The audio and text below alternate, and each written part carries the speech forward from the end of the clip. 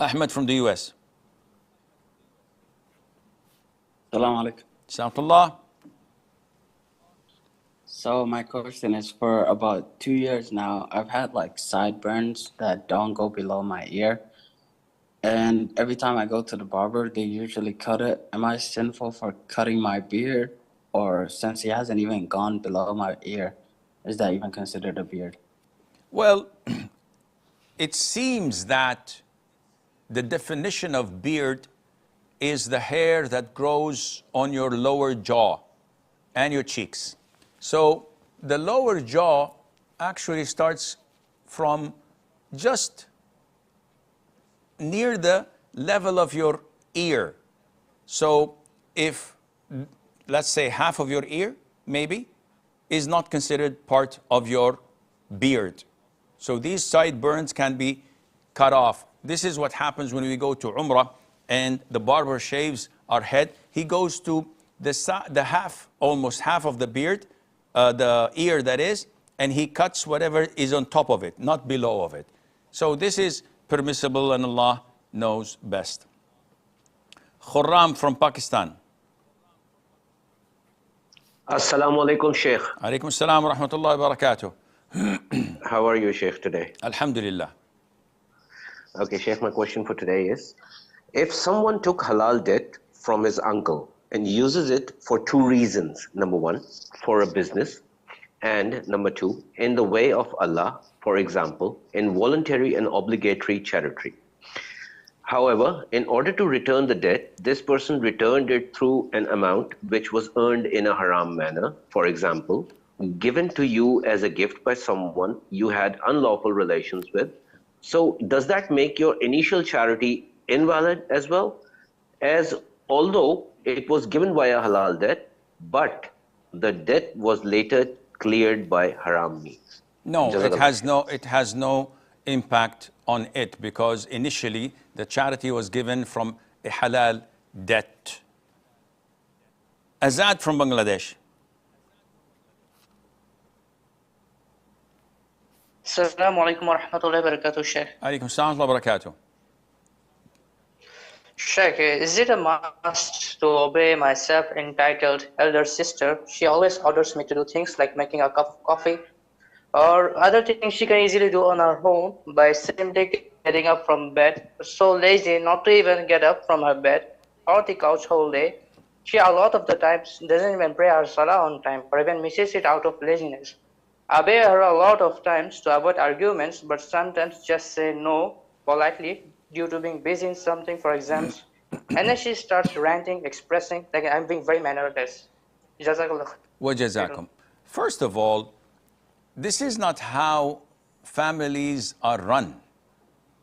The relationship between siblings should be based on respect, on mutual benefits, and if it's based on one-sided, Simon says, this is not normal. I'm not obliged to obey my elder brother or my elder sister because they're not my parents. Yes, my parents say, go and prepare a cup of tea. I would do that without any questions asked. My brother says, do this. I say please. He does not have the right to order me around and boss me around for his own interest just because he's older than me. It has to be mutual respect. So the sister cooks, cleans, irons, does the home chores for me. When she tells me I need you to drop me at this place or to bring this for me from the grocery shop, I would say with all pleasure. I would do that and I would love to do that. But if she's just bossing me around, no, I'm not obliged to obey her at all. Let her do whatever she wants to do. Sharon from India.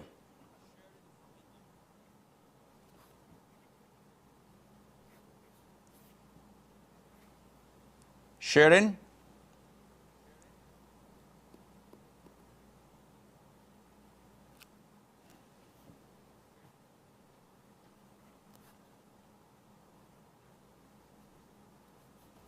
Shahrukh from Singapore.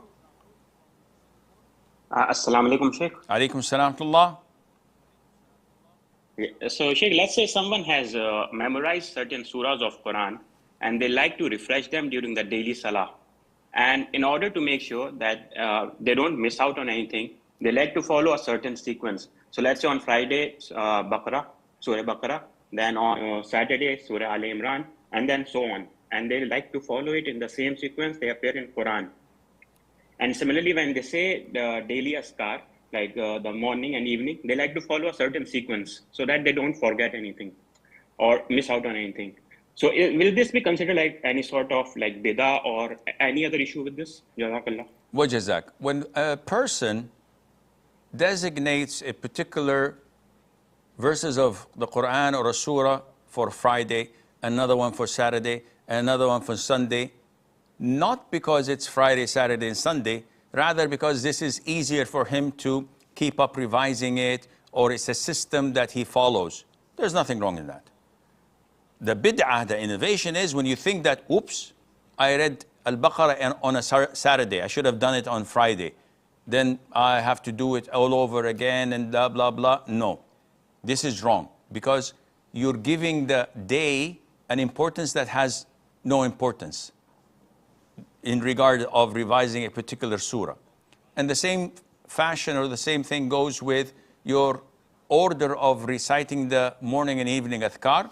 There's no problem in a particular sequence that you're fine and comfortable with. Ammar from the UK.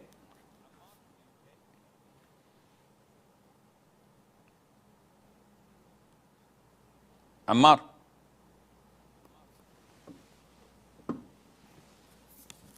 Assalamu alaikum, Sheikh.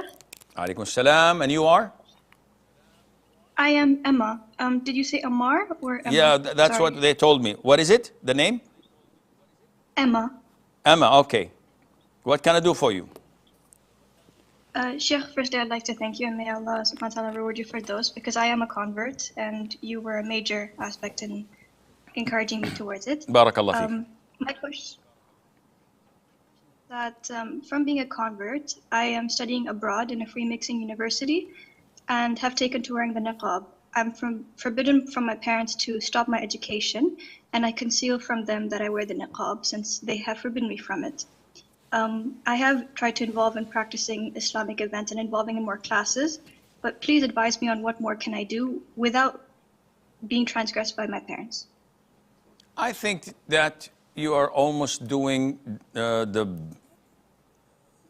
maximum to the best of your ability. As long as you go to your classes, you stay away from boys, and you're abiding by your full hijab, you're not socializing or free mixing or communicating with the opposite gender, and you mind your own business and you go on your own so that you finish your studies peacefully, inshallah, you're doing the right thing. Keep up the good work.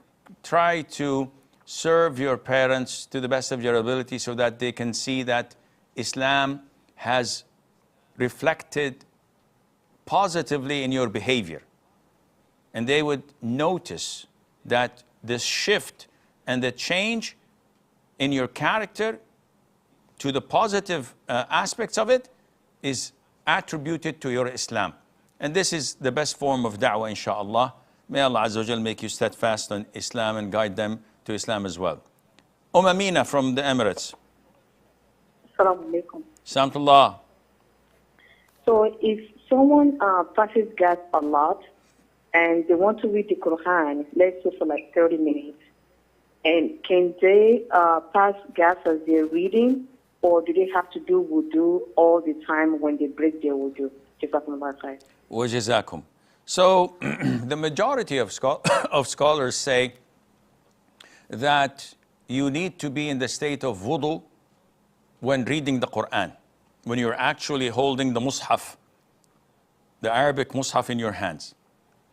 And there are some scholars who say that this is not required and not needed, as it's the opinion of Sheikh Al-Albani and Ibn Hazm and others.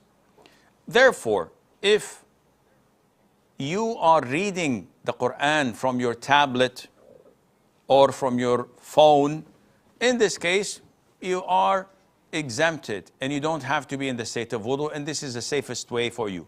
So even if you pass gas, you can continue to read it, and you will have no problem in doing that, and Allah Azza wa Jal knows best.